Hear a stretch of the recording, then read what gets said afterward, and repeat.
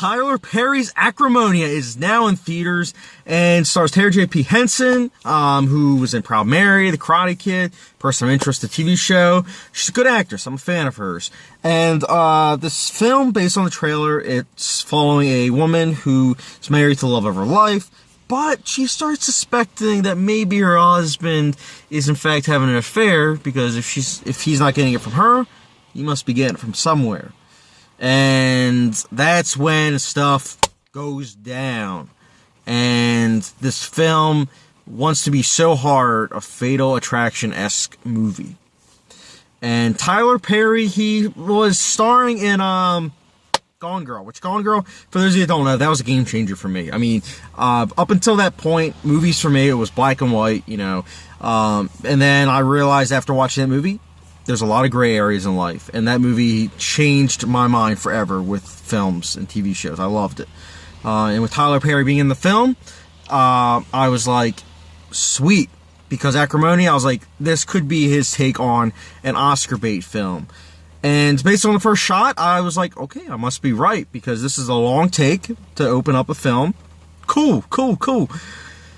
But there was something about that opening shot that just kind of didn't work for me. I liked that it was a long take, and I was like, you know what, this is cool.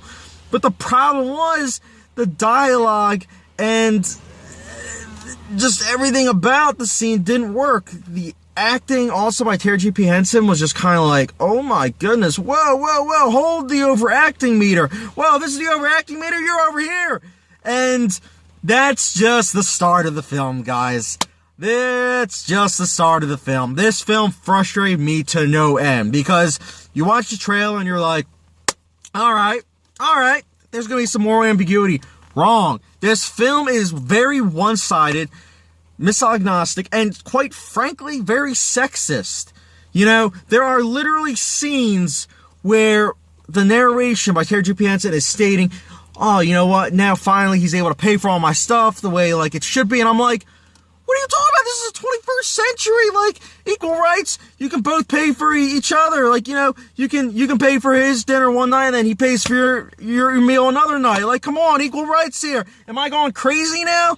Like, this is like going backwards. It's like, this movie's back in the 1950s. It's like, what's going on here? I'm like, who wrote the script? Like, some 80-year-old man? Like, what is going on here? And that's just the start, guys. That's just the start. The music choices, very poor indeed. Very poor. The pacing, atrociously slow. I mean, to the point where you're just kind of wondering, you're just constantly thinking about how many times that this film has stolen from other movies, and how this film literally cuts the heart and the balls off of Gone Girl, throws it away, and says, you know what?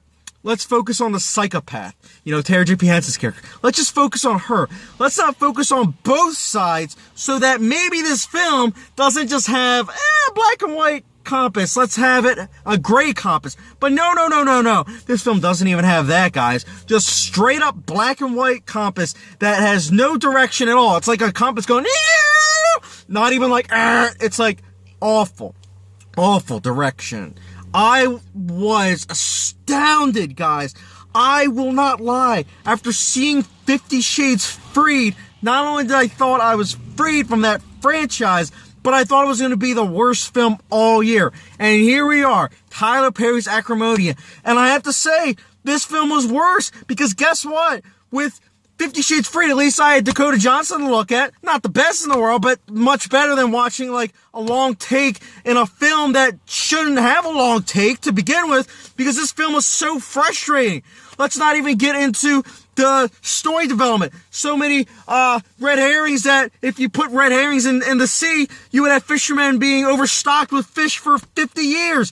What is going on here with this film? I understand what is going on. I really do in this film. Trust me.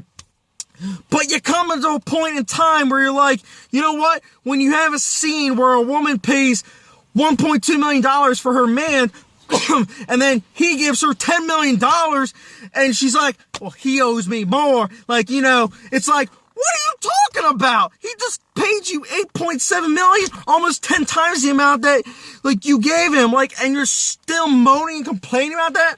What is going on? Like, It is such a frustrating movie because not only does it just like show this woman and it's kind of like, all right, this is who us as the audience are rooting for, but it's like she clearly has psychotic problems and the film is not even focusing on it. Like you just have a psychiatrist saying, maybe you're wrong, but not like saying, hey, this woman is clearly crazy. She needs help. I get it. Like she has rights and everything. But there comes a point in time where you need to do a diagnosis of someone. And I'm no psychologist, but clearly something was not right with her. I get it. Her man cheated on her. But that was like 20 some years ago, before they were even married. I'm losing my voice now. This film is so frustrating. I could go on and on. I could go spoilers and spoilers of this film. But it's not worth it. Because quite frankly, Tyler Perry's Acrimony is an atrocity. And I will be giving it, and this film is lucky, not even a film, this movie is lucky that I'm even giving it this rating, a 0.5 star and a 5-star rating. Yep, you guys know my thing. I never give movies a 0 because I believe there's at least something good about this every film. And this film has a long take. But you know what also had a long take? Batman and Robin. And you don't see me saying, oh yeah, Batman and Robin. Like, anyways, guys, that is my review for Tyler Perry's Acrimony.